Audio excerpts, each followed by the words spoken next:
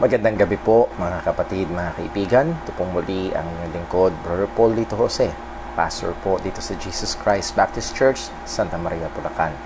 Tayo po'y patuloy na nagpupuri at nagpapasalamat sa Diyos sa niyang biyaya, dakilang kabutihan sa atin, probisyon sa ating mga pangangailangan, sustento sa buhay at kalakasan. Talagang ang ating Panginoon ay napakabuti. Yes, alam ko, talamak na ho na sinasabi God is good all the time, God is good, but definitely ay every day ay nararanasan ho natin yung kabutihan ng Panginoon, lalo na sa atin na nakaranas ng biyaya ng Diyos ng pagliligtas sa pamamagitan ng ating Panginoong Hesukristo. O bago tayo dumako sa ating pagbulay-bulay sa salita ng Diyos ngayong gabing ito, ay ilang mga announcements and reminders para ho sa ating mga kapatiran dito sa JCBC. Una ho ay sa Sunday ay ang ating gawain magsisimula pa rin po sa same time, 8:30 ang ating Sunday school, alas 10 ang ating morning worship service, and being still under GCQ, 10% lamang po ng capacity ng building, so that's around 15 to 20 people, at hindi pa naman ho natin narating yung bilang na yon tuwing gawain natin. So I would like to encourage, if we are available and if we are allowed sa mga pamantayan ng gobyerno, ay magandang tayo ho ay magkasama-sama. Naka-fellowship ko ho ang isang kapatid natin sa Panginoon, at muli ay inulit niya yung katotohanan na kailangan talaga ng mga Kristiyano ang pagtitipon-tipon. Our gathering together is essential. Yes, maaring hindi ito nakikita ng mga nasa medisina bilang essential, hindi ito nakikita ng gobyerno bilang essential, but I hope we as believers ay hindi yun ang ginagamit nating standard, but the Word of God. And according to the Word of God, kagaya din na atin na pag-aralan, our gathering together is very much essential for our sanctification, and it is a means God used for our preservation. And that's very much clear sa Hebrews chapter 10. Nawa tayo ho ay magsumipag sa biyaya ng Panginoon na makasama ho dito sa atin hong pagsamba, pero nandun pa rin yung ating pag-iingat. Pangalawa ay salamat ho sa Panginoon ay nandun yung mga good news na nakakarating sa atin, particularly mula sa ating kapatid na Sister Jinjin. Talagang 2 Sundays ago ay natakot ako para ho sa kanya, that is sa kanyang kalagayan, na hirap huminga. Tinawagan ko siya after ng worship service at talagang hirap huminga. Salamat sa Panginoon, dala siya sa ospital, nalapatan ng mga paunang lunas at ginawa. And last week, as I have announced sa church, ay bumuti-buti ang kanyang kalagayan, nakabawi-bawi ng kaunti sa pagtulog, and that's a very good thing para ho sa kanyang health. Nevertheless, hindi pa rin ho tapos ang kanyang struggle. Andun pa rin po ang oral chemo, andun pa rin po ang chemotherapy, andun pa rin po ang kirot na kanyang nararamdaman. So let's be continually in prayer with our sister, or for our sister in Christ, and also our goal of 15,000 pesos. Hindi pa rin ho natin naaabot, pero salamat ho sa ating mga kapatiran na nagpaabot ng kanilang tulong. At kamakailan ho nakausap namin si Sister Jinjin, at sabi niya hindi lang daw oral chemo, kundi niresetahan din siya ng mga multivitamins which she needs very much, dahil ang chemo ay nagpapahina ng katawan, so she needs vitamins para magpalakas din naman ng kanyang katawan. So again, sabi ho natin 15,000 pesos, yan ho ay sobra lang ng kaunti, sobra lang ng 600 pesos yan sa eksaktong amount na kailangan ho niya, and that would help. And again, ay hindi naman ho masama na lumagpas tayo sa 15,000 at hindi pa nga ho natin yung naaabot. So pag-pray ho natin, at sa mga gusto hong magbigay at nag-iisip paano ko ba ipaparating ito, just today ay na-establish ko na ho yung aking GCash account. So may GCash account na ho ako. Pwede nyo hong i-message ako kung gusto nyo magpaabot ng tulong para sa ating kapatid, at pwede madali na ho through GCash. So that is very much possible. So Pag-pray ho natin siya. And also, pag-pray natin si Brother Dave, ang kanyang kaliwang braso, kamay, ay nandun pa rin ang pamamanhid. Bagamat hindi nakatulad na una na halos hindi makahawak, ngayon ay medyo umiinam-inam. Pero last time na nagka-fellowship po kami, nagkakwentuhan kami, ang sinabi niya sa akin ay yung kanyang leeg. So, pag-pray ho natin na talagang parang roller coaster, Dave, minsan nababawasan yung sakit ng leeg niya, then may time na talagang halos nakahiga lang siya lagi dahil sa sakit. So pag-pray ho natin siya. And also I believe that was kahapon, kung hindi kakamali, yes, kahapon, nakausap ko ho ang asawa ni Brother Romy Borromeo. If you remember Brother Romy Borromeo, medyo matagal natin siyang di nakakasalamuha, at siya ho ay nakatira ngayon sa Bukawi sa kanyang anak. At pag-pray ho natin siya, ayon ho sa kanyang misis, totally blind na si Brother Romy, at talagang hindi naman siya madala sa ospital dahil natatakot na baka i-COVID PUI siya.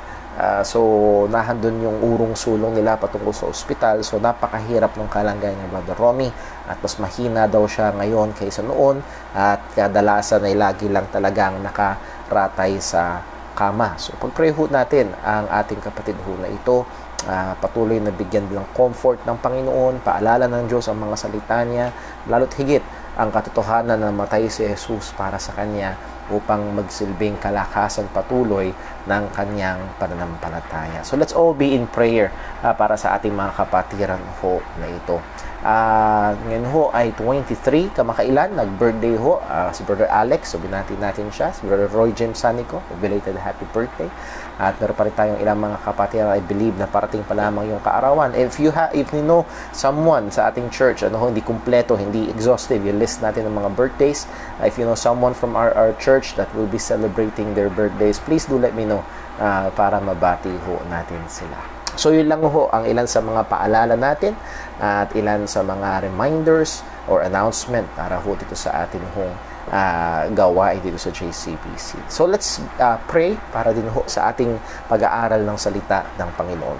Manalangin po tayo. O aming Amang Diyos, dakila, banal, mabuti. Tunay Panginoon, Ikaw ay mabuti sa lahat ng panahon. At sa lahat ng panahon, mabuti ka. Araw-araw nararanasan namin, O Diyos, nandoon ang iyong kamay na nag-iingat, nagpapala, gumagabay. Lalo't higit, Panginoon, ang kabutihan mo, ang pagmamahal mo, ang biyaya mo ay sumagana sa amin nung binigay mo ang iyong bugtong na anak upang sa aming mga makasalanan ay magligtas. Purihin ka, O Diyos. Salamat po na Ikaw ang umabot sa amin, sa aming kalagayan, pagiging patay sa kasalanan. Nang iyong biyaya ay umabot at kami ay iniligtas mo. Binuksan mo ang aming mga puso.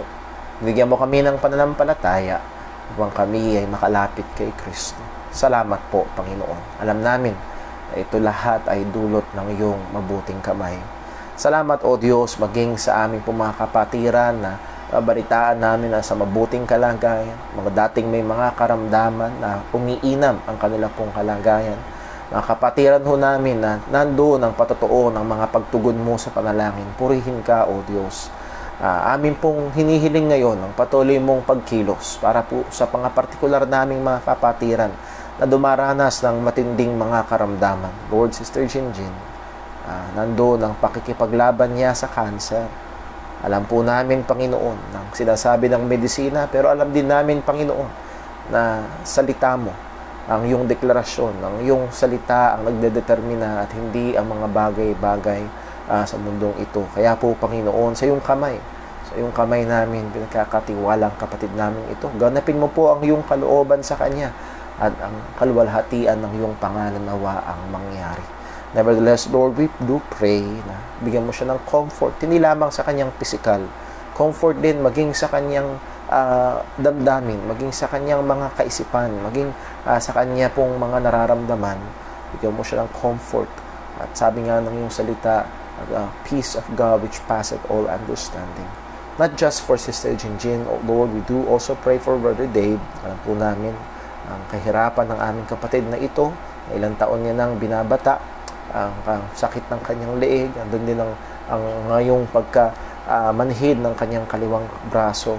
Lord, we pray na ikaw po nawa ang pumilos. Tulungan mo po ang kapatid namin ito, hindi lamang sa pisikal, kundi lalo't higit sa kanyang spiritual na kalagayan. Patuloy siyang lumago sa pananampalataya, sa pagmamahal, sa pagkakilala sa iyo. Hindi lamang siya, kundi ang kanyang buong pamilya. Tulungan mo po, Panginoon. Pagpalain mo, Lord, ang aming pong pinag-pray sa kanya, nakabuhayan, sa kabila ng kanyang karamdaman. Thank you sa iyong pagtugon at nawa, ikaw po ang patuloy na magpala.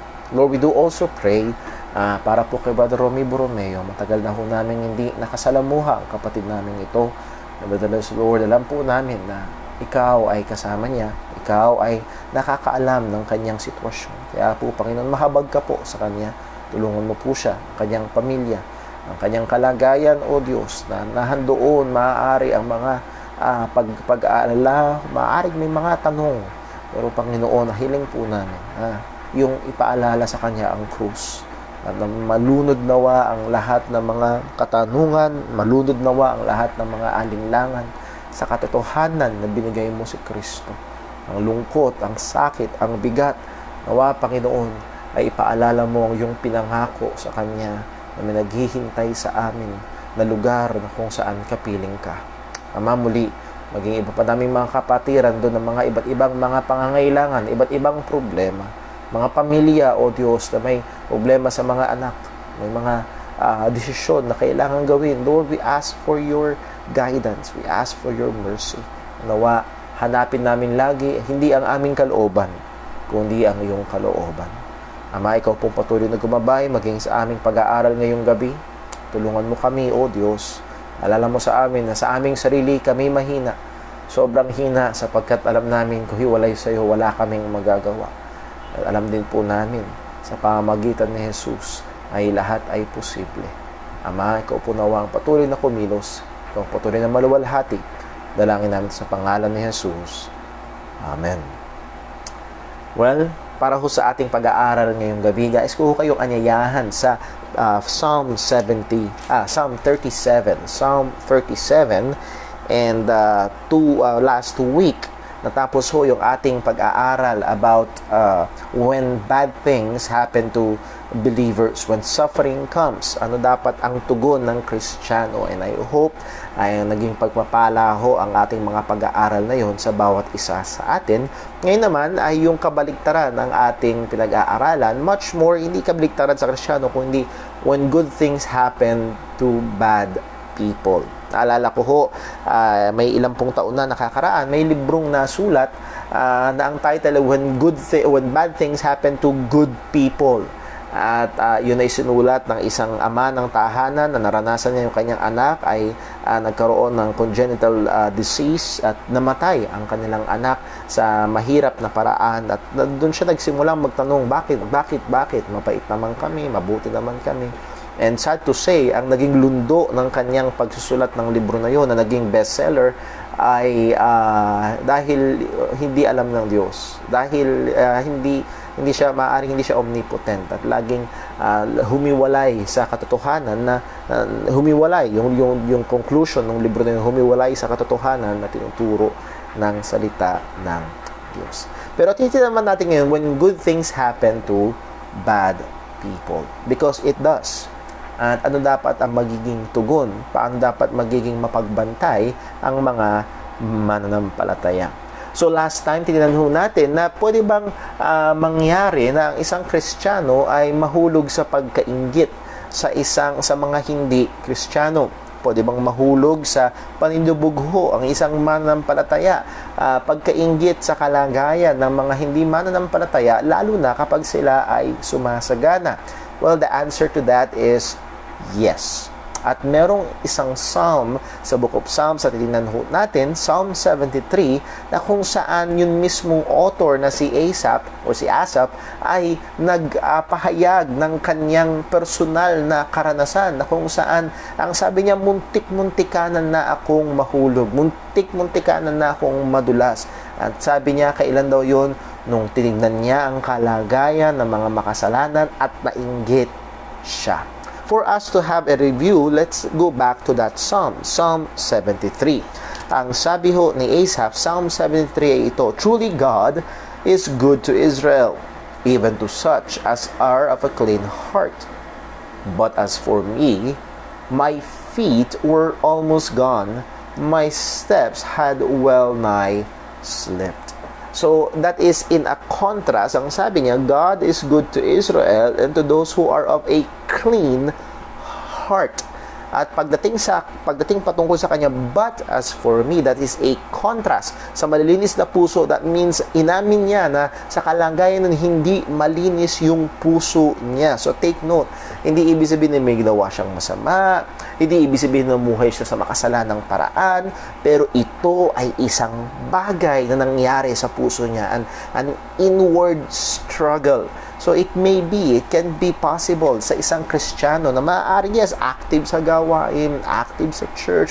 When you look at them outside, they are doing their Christian duty sa biyaya ng Panginoon, but there can be a struggle in the heart sa isang mananampalataya. And dito kay Asa, particularly ang kanyang struggle, ang sabi niya sa verse 2, he is my feet were almost gone, my steps were well nigh slipped, muntik-muntikanan na. Saan ito? Paano nangyari ito? Or anong klaseng itong pagkahulog?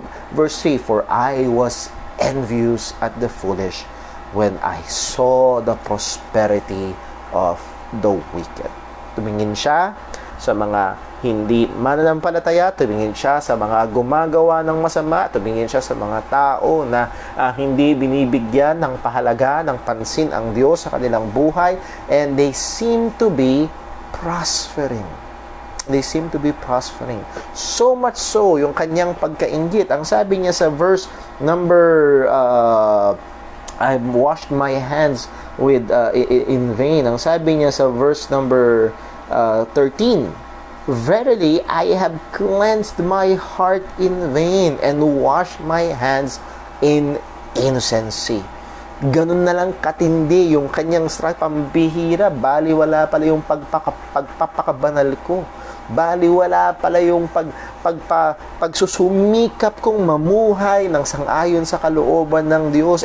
Andun pala yung magagandang bagay Andun pala yung masasarap na bagay. Nandun sa mga gumagawa ng masama. Ganun katindi yung naging struggle. Ganun katindi yung naging kalagayan nitong si Asaph. So, what do I mean? Ang point na ating isang diniinan last time sa atin hong time in the Word last Friday is it is possible for a believer na mahulog sa ganitong kalagayan. Hindi ibig sabihin na hindi siya Kristiyano, pero nandun yung struggle.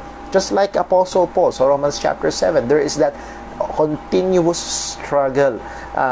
Yung mga bagay na gustong gawin, hindi ko magawa. Yung mga bagay na gusto kong ayokong gawin, yun ang nagagawa ko. At sa language na yun ni Apostol Pablo, it is a constant struggle. There is a constant conflict sa buhay ng Kristiyano. We are still struggling against indwelling sins. And one of this may be the sin of envying the wicked, the sin of envying the prosperity of the wicked. So nakita ho natin na ito ay posibleng mangyari kapag nakita natin yung success ng mga taong hindi Kristiyano, success ng mga taong hindi nagbibigay ng panahon sa Panginoon, ang pagiging tanyag ng mga tao, whether it be in business, entertainment, or any other industry na kanilang ginagalawan. Sila ang nagiging kilala, sila ang umaabante, sila ang yumayaman, sila ang nagiging tanyag sa mga field na ito, pero wala silang pagkilala sa Diyos, wala silang pagsamba sa Panginoon. At nahandoon ang danger. And not just with their status, but also with their possession. Pag tingnan natin yung mga bahay nila, yung mga sasakyan nila, yung ini-imagine pa lang natin yung perang meron sila, ay may tendency na maglaway. Naalala ko ho noong minsan na I believe ang Lotto Super Jackpot ay umabot ng somewhere around 300 million pesos. Kahit Kristiyano may pagkakano para bang gustong maglaway sa pambihira, daming pera na, dami kong magagawa. Hindi ako pwedeng tumaya. Again, there is that tendency to envy. So, nahandoon. Well, ang sabi ho ng salita ng Panginoon, ang paalala sa atin ay tayo ay mag-ingat. Now, niliwanag natin last time, we're not saying na hindi magandang mag-desire to be in a better living situation.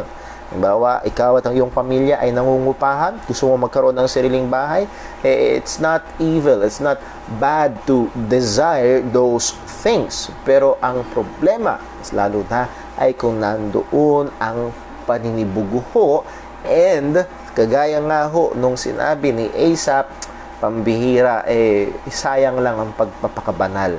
Na mas titignan mo na mas mabuting kalagayan, mas mabuti pa na hindi na lang ako Kristiyano, mas mabuti pa na wala na lang ako kay Kristo, at least nasa akin yung mga bagay na yun. And that is a very dangerous na kaisipan. Ano ho ang paalala sa atin ng salita ng Panginoon sa Proverbs 30 verse 8? Remove far from me vanity and lies. Give me neither poverty nor riches. Feed me with food convenient for me. We looked at this Proverbs na isa sa dininan natin ay hindi sana tayo mahaling sa paghanap ng kayamanan, at ganoon din naman, huwag nating isipin na ang kahirapan ay katumbas ng kabanalan. I've said before, at naririnig ko minsan ito sa kwentuhan ng mga manggagawa, kapag daw may kotse, karnal.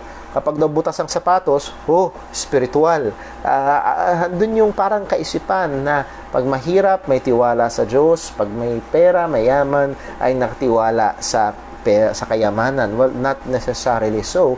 And the proper attitude is right here in this proverb. So, isang magandang gawin ay pagbulay-bulayan ng Proverbs na ito. Ang sabi niya, alisin mo sa akin yung mga walang kabuluhang bagay. Huwag mo kong paghirapin at huwag mo rin naman ako payamanin. And the point that we also stress, there is the danger in both sides. Handun ng danger. Kagaya ng pag-aaral natin last Sunday evening, paalala ni Apostol Pablo sa 1 Timothy chapter 6, to the richest give charge to those who are rich in this world that they trust not in riches but in the Lord. So may kadelikaduhan ang kayamanan. Huwag nating isipin, huwag tayong mahulog sa kaisipan na isinususog ng sanlibutan na ang problema ay kahirapan, ang kailangan ay umahon sa kahirapan, ang kailangan ay kayamanan, yun ang kailangan. Well, for the believer, for the Christian, the Bible is clear. There is danger on both sides. Ang sabi nga dito sa verse 9 ng Proverbs chapter 30, lest I be full, and that is pertaining to being rich, and deny thee, and say, who is the Lord? Ang punto ay, kagaya sa Deuteronomy chapter 8, kapag busog ka na, nakakain ka na, ganda na yung bahay mo, baka makalimutan mo na ang Panginoon. Baka makalimutan mo na ang Panginoon. And ang sabi niya naman, let I be poor and steal. Sa kahirapan, matukso akong magnakaw o gawin kong magnakaw and take thy name o the name of my God in vain. Magbigay pa ng kalapastanganan sa pangalan ng Panginoon. The point is this, in both sides, there is danger. Hindi kasalanan ang maging mayaman, pero may danger sa kayamanan. And one of the great points itong Proverbs ito, ang sabi niya, feed me with food convenient for me. Madalas ang prayer ng mga tao, Lord, payamanin mo naman ako, Lord, dagdagan mo naman. Napakaganda nitong panalangin ng Lord, kung ano yung tama. Ano yung tama para sa akin? Lord, kung ano yung tama na hindi kita makakalimutan at hindi ko mabibigyan yung kahihiyan yung pangalan mo, Lord, kung ano yung tama, yun ang ibigay mo sa akin. Kung ano yung lalapat, kung ano yung maglalapit sa akin sa'yo, yun ang ibigay mo. Again, that is a very, very good lesson to learn. Well, guys, sabi ko sa Proverbs chapter 37 tayo ngayon at dito natin kukunin ang ilang mga puntos na magandang gawing tugon ng isang mananampalataya kapag tumingin tayo sa labas, nakikita natin ang buhay ng mga hindi mananampalataya na sila pa yung umaasenso, sila pa yung parang napakasaya, tila baga walang mga problema sa buhay. What should a believer do when good things happen to bad people? Well, I'm using that word bad in a very broad sense. I'm not saying na bad criminals, kundi this is better understood to unbelievers, na mga taong hiwalay sa Diyos, mga taong hindi mananampalataya ni Kristo. Psalm 37, so basahin ho natin yung first 3 verses. Psalm 37, verse 1, 2, and 3. And I hope you have your Bibles open. Psalm 37, verses 1 to 3. Ito po ang sabi, "Fret not thyself, because of evildoers, neither be thou envious against the workers of iniquity. For they shall soon be cut down like the grass, and wither as the green herb. Trust in the Lord, and do good. So shalt thou dwell in the land, and verily shalt be fed." Pagpalain po ng Diyos ang pagkabasa ng kanyang mga salita. So, narito ho ang Psalm na kung saan nagpapayo sa atin kung ano ang magandang gawin kapag dumarating ang tukso na ang Kristiyano ay maaaring mahulog sa kasalanan ng panibibuguho sa mga hindi mananampalataya, and maaaring nandun yung desire to trade places na lang. Yun yung mayaman na may bahay, na may sakyan, na hindi Kristiyano, makipagpalit na lang ako sa kanya, okay lang. Well, that is a very dangerous, sinful thinking and desire, as we have seen from Psalm 73 na sinabi ho ni Asaph. So again, madaling tandaan, 37, yung isa naman, 73. So ang una ho dito, na ang author mismo ay si King David, nakikita ho natin na si King David ang author ng Psalm 37, a Psalm of David, at kanyang pinapayuhan, sinasabihan ang mga mananampalataya na huwag mainggit. So, una hong punto, kapag nakikita ho natin ang tila baga kasaganaan, pamamayani, kalakasan, pagiging matibay sa kalagayan ng mga hindi mananampalataya, ito yung tendency na tayo mahulog sa pagkainggit sa kanila. Well, ang sabi ho dito, fret not thyself. Fret not thyself.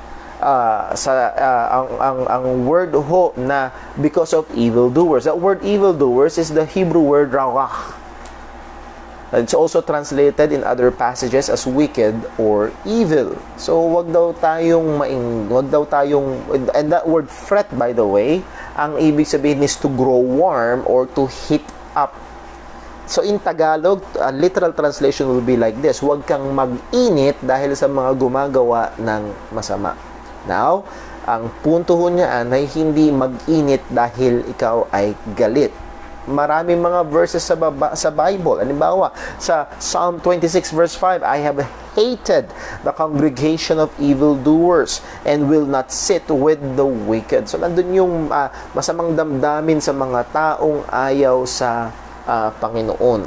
I hate those who do evil. Halimbawa, kung mayroong mga taong involved sa droga, mayroong mga taong involved sa mga korupsyon, yes, talamak sa balita, yun ang nangyayari sa PhilHealth, and I hope as believers we do feel a sense of hate, a sense of anger sa mga gumagawa ng masasamang bagay na ito, not to the point na gusto mo silang gawa ng masama, not to that point, but those evil doers. So, hindi itong fret na to heat up doesn't mean na angry, but for us to really understand, ituloy natin sa yung verse.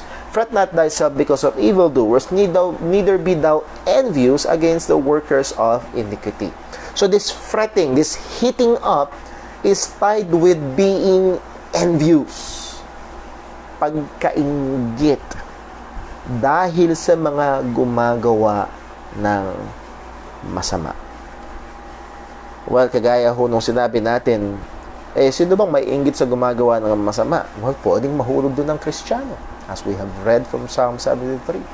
At mga kapatid, if we will be honest in our own personal experience, I think we can go back to, there are certain times na maaaring nandun tayo sa pagkahulog, sa pagkainggit. Sana, kundi lang ako Kristiyano. Minsan lumalabas pa yun sa bibig ng mga, pasalamat ka, Kristiyano ako, kundi lang ako Kristiyano.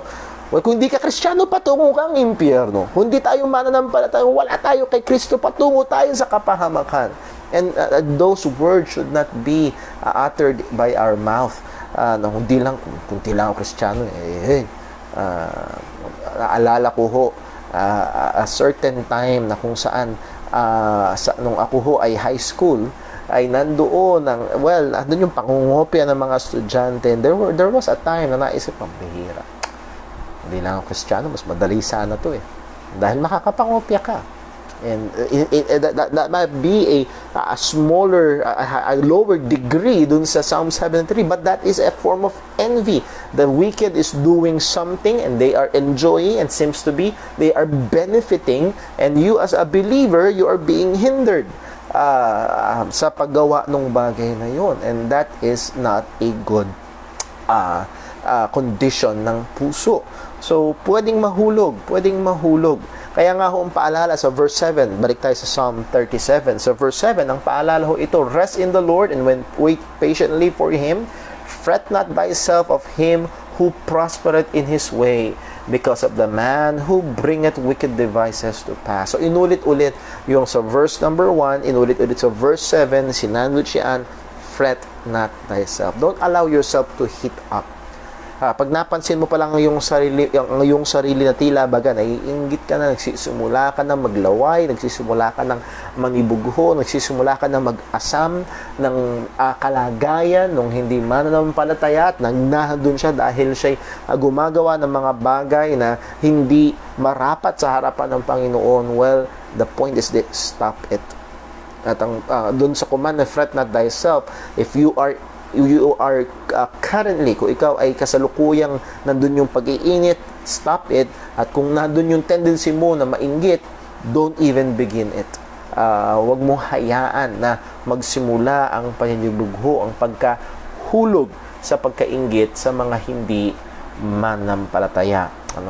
So, why is there envy? Bakit ba naiinggit sa mga gumagawa ng masama? Bakit ba nahandoon ang paninibugho sa mga hindi mananampalataya? If we will go back sa Psalm 73, nagbigay ng ilang reason si Asaph. Ang sabi niya sa Psalm 73, verse number 3, for I was envious of the foolish when I saw the what? The prosperity of the wicked. Tignan ko yung pag-unlad ng mga masasama, pag-unlad ng mga walang takot sa Diyos, pag-unlad ng mga taong walang panahon sa Panginoon. Siguro maaaring mangyari yan sa isang manggagawa na talagang nilalaan niya yung araw ng linggo para sa Diyos at nahandoon yung mga kamanggagawa niya, ipapakita pa yung lamang yung sweldo ko sa iyo ng ilang libo kasi Sunday pumapasok ako, may overtime pa ako, at kinukompute mo sa isip mo yung mga maaaring mga napakalaking tulong sana nung pagpasok na lang sana ng araw ng linggo, at ikaw ay kaysa sumamba sa Panginoon. Mag-ingat doon. Huwag mahulog sa ganong kaisipan. Not just for the prosperity or advancement of the wicked. Verse 4, for there are no bonds in their death and their strength is firm. Para ba talagang sila pa yung malalakas, sila pa yung matatapang, sila yung hindi mauga, sila yung hindi matanggal sa posisyon, sila yung hindi matinag sa kanilang mga kalagayan. Verse 5, there are not in trouble as other men, neither are they plagued like other men. Bira, ito pang mga malayo sa Panginoon, ito pang mga walang panahon sa Panginoon, parang walang problema, parang walang iniinda, parang I know someone, hindi siya mananampalataya, siya ay namumuhay ng hindi maayos sa harapan ng Panginoon, hindi siya Kristiyano, pero pag tingnan mo, parang sumasagana yung negosyo niya, parang wala siyang alalahanin, parang napakaganda ng buhay, pag nag-birthday, handa dito, handa doon, painom doon, para pang wow, parang pambihira, buti pa to, may pera, buti pa to, kaya niya mag-celebrate, buti pa to, mamaya, hindi yan mananampalataya. So doon ng they have no trouble. Their eyes stand out with fat. Verse 7, their eyes stand out with fatness. Psalm 73, verse 7, they have more than the heart could wish. They have more than the heart could wish. Merong mga tao na malayo sa Panginoon na talagang higit, sobra-sobra. Kumbaga sabi nga nila, kahit mabuhay ng 10 beses, hindi mauubos yung pera nila. Nahandoon ng napakatinding dami ng kayamanan na sila ay mayroon. Behold, these are the ungodly who prosper in the world. They increase in riches. So, hindi lamang ito limitado sa material na kayamanan, hindi lamang ito limitado sa pera, but the prosperity might be in fame, in position, in power, at nahandun nga yung tendency ng Kristiyano na mainggit. At ang sabi at ang utos ng Panginoon, fret not thyself, neither be thou envious. Huwag tayong mainggit. Now, bigyan ko lang ng medyo babala. Maaring meron sa atin na matuksong isipin, Brother Paul, di yan mangyayari sa akin. I love the Lord Jesus Christ. I love God. I love the gospel. Hindi ako maiinggit sa hindi Kristiyano. Well, let me remind you, Psalm 73 is the author is Asaph. And si Asaph, sino ba si Asaph? Sa mga Levites, kasama siya ni inassign ni King David as a worship leader sa tabernacle ng tabernacle choir. According to 2 Chronicles 29 verse 30, si Asaph at si David, mahalos parang magkasi skillful sila sa pagkanta at sa pagsusulat, pagtugtog. At maging si Asaph ay described sa 2 Chronicles 29 verse 30 bilang a seer or a prophet.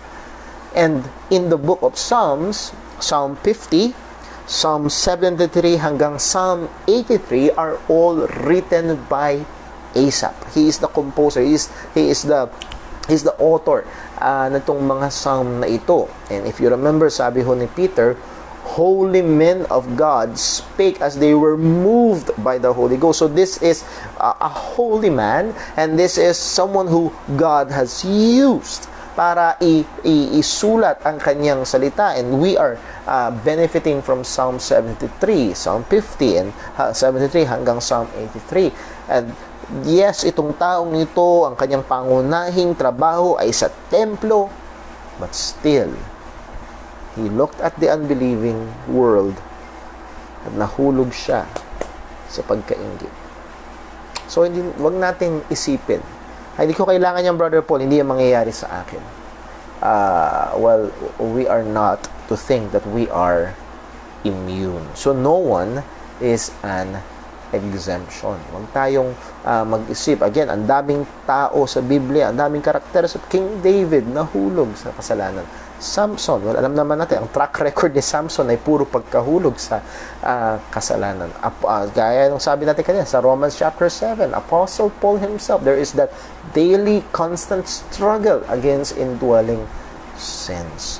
Sabi nga ni Pablo, mag-ingat tayo kung tingin natin na tayo ay nakatayo, yung pala tayo ay nakabagsak na.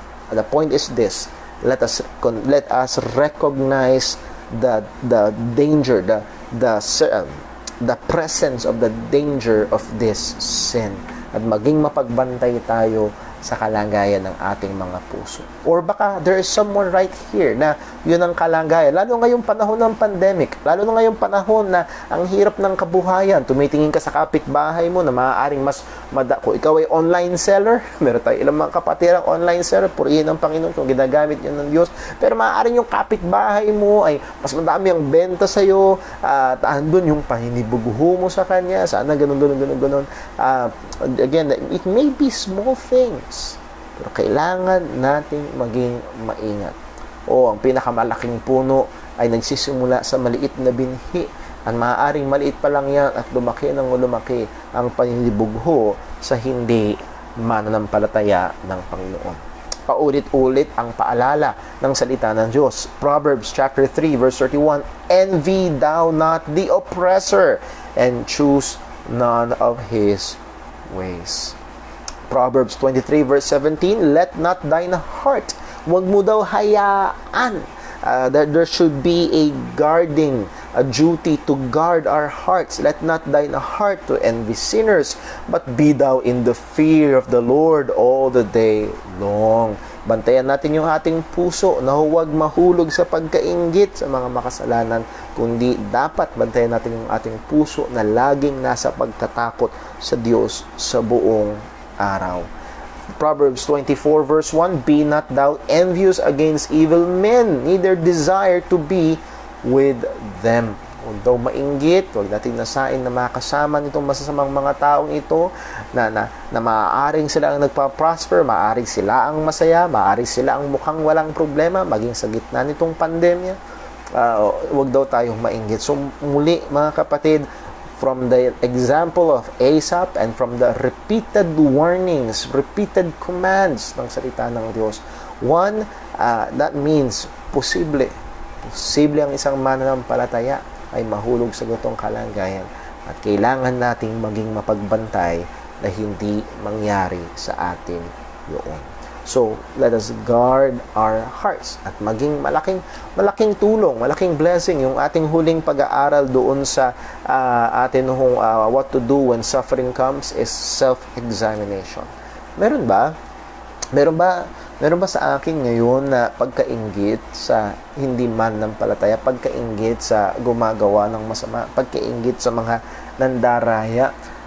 Meron tayong mga kapatiran na bumabiyahe ng tricycle. Baka mamaya nangyayari na yung isang driver nakaloko siya ng isang pasahero. Dapat ang babayaran ay 50 lang, siningil niya 100, binayaran siya ng 100, na doble yung kita niya. Baka mamaya mahulog ka sa simple lang na parang pagkainggit na pambihira. Kristiyano kasi hindi ko pwedeng gawin yun. Buti pa sa so again, ay maging mapagbantay po tayo.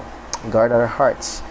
Guard our hearts. Let not thine heart envy sinners. So, number 1, do not be envious. Huwag tayong mainggit. When good things happen to unbelievers, do not be envious. Do not be envious. Pangalawa, at dapat ho nating gawin ay sa verse number 2. Balik tayo sa Proverbs chapter 7, verse 2. Proverbs chapter 7, verse number 2. Ano po ang sabi? For they shall soon be cut down like the grass, and wither as the green herb. Ang sa Tagalog, sapagkat sila'y madaling puputulin gaya ng mga damo, o gaya ng damo, at matutuyong gaya ng sariwang damo. Ngayon ho ay tag-ulan. Minsan nakikita natin sa tabing kalsada yung mga nag-grass cutter, yung mga napakalalagong, mga napaka-building mga damo, nag-grass cutter. Pagkatapos sila ng ilang oras, natutuyo na sila, kinabukasan, brown na sila, titipulin, at itatapon yung iba ay susunugin. At yun ang description. The point, para madali natin matandaan, do not be envious. Pangalawa, consider their end. Consider their end. That word consider, kagaya nung sinabi ho sa Hebrews chapter 10 verse 24, is to pay attention. Look towards it. Tingnan natin, obserbahan natin, i-consider natin, pag-isipan natin, saan ba patungo itong mga taong ito? Saan ba patungo itong mga hindi mananampalataya? Saan ba talaga ang pupuntahan? Ano ba ang kawakasan ng mga taong makasalanan na hindi sumasampalataya sa Panginoon? Consider their end. So sinabi, huwag kang mainggit. And then pangalawa, i-consider mo kung saan sila pupunta. I-consider mo kung ano yung kahantungan nila. Yes, maaaring sabi nga ni Asaph sa Psalm 73, parang malakas sila, parang wala silang problema, parang hindi sila matitinag, parang hindi sila maaalis, parang matagal silang mabubuhay. May kasabihan na masamang damo, mahirap mamatay. Nevertheless, this is the truth. For they shall be soon cut down like the grass. They shall be soon cut down like the grass, and wither as the green herb. And take note of that adjective, soon. Andun. Ang katotohanan ay sa mga taong gumagawa ng kasamaan, andun ang sabi ng salita ng Panginoon na ang kanilang oras ay hindi tumatagal. Ang pangako ng Diyos, just for example, sa fifth commandment, honor thy father and thy mother, at nahandoon, it is a commandment with a promise at mahabang buhay. At yung mga taong suwail sa magulang, ginagawa nila yung gusto nila sa pagdi-disregard and disrespect sa mga magulang nila, well, the reverse is also true. Hindi ito ay nagko-contribute sa kanilang kaisian ng panahon dito sa mundo. The point is this, lilipas din sila. Gaano man ka-prosperous ang masama, gaano man tila baga mas maunlad ang hindi mananampalataya, they will be cut off. They will wither. Itong mga taong napakayayaman, Henry C. I'm not saying he's an evil person, I'm not saying he's a bad person, pero namatay sa dami ng kayamanan. Si Hitler, sa tindi ng kapangyarihan, nandun ang kayamanan, nandun ang impluensya, patay din. And all these kings and queens in the history of the world na nagpakayaman, mga emperors, dinideklara nila na sila ay mga Diyos, pero patay din. Well, ang Diyos na nagtakda kung hanggang saan. Ang Diyos na nagtatakda at may hawak ng buhay ng tao. Itong masasamang mga taong ito na tila baga sumasagana, huwag nating kaingitan dahil mamamatay at mamamatay. Darating ang kanilang wakas. So, we must consider, pay attention to their end. Bigyan natin ng pag-iisip, bigyan natin ng pansin yung kanilang magiging wakas. Sa verse number 35, puntahan natin sa Psalm 37, verse 35.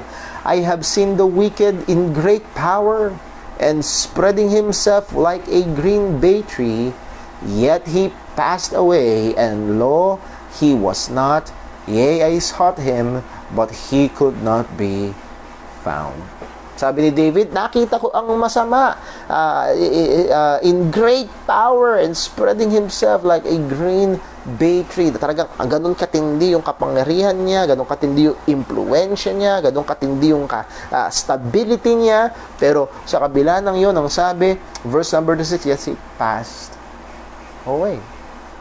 He passed away.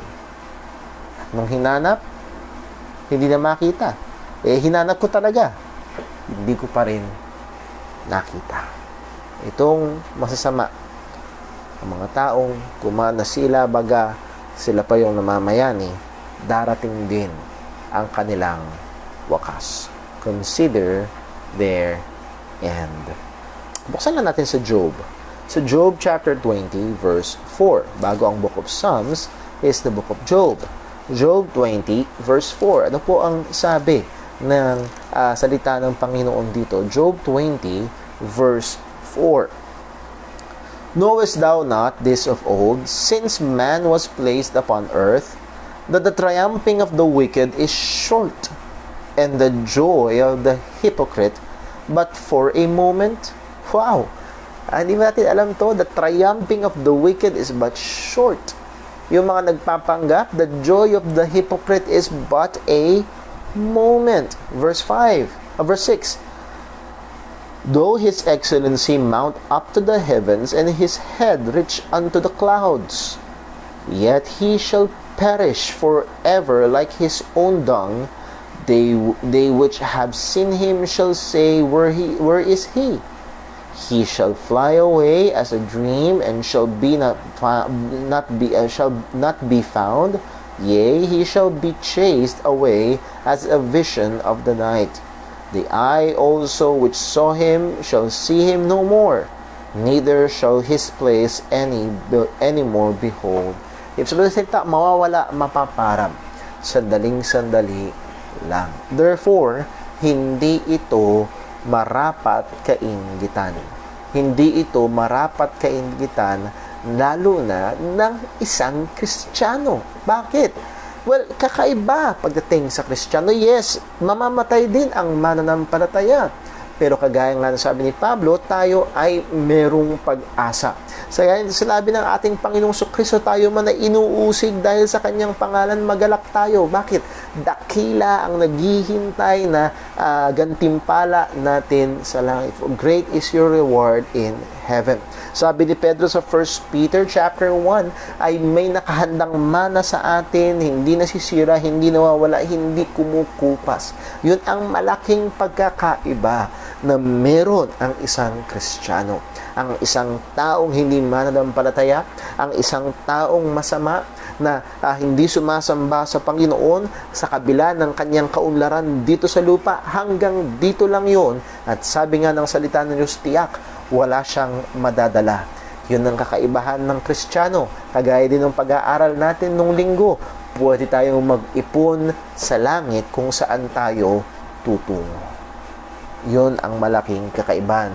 Consider their end. Sabi nga ho ng Mark chapter 8 verse 36, for what shall it profit a man?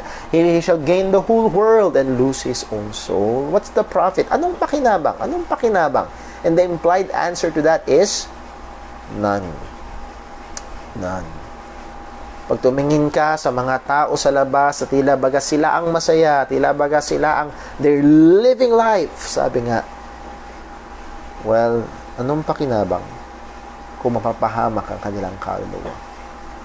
Hindi ito maitutumbas. Hindi ito maitutumbas.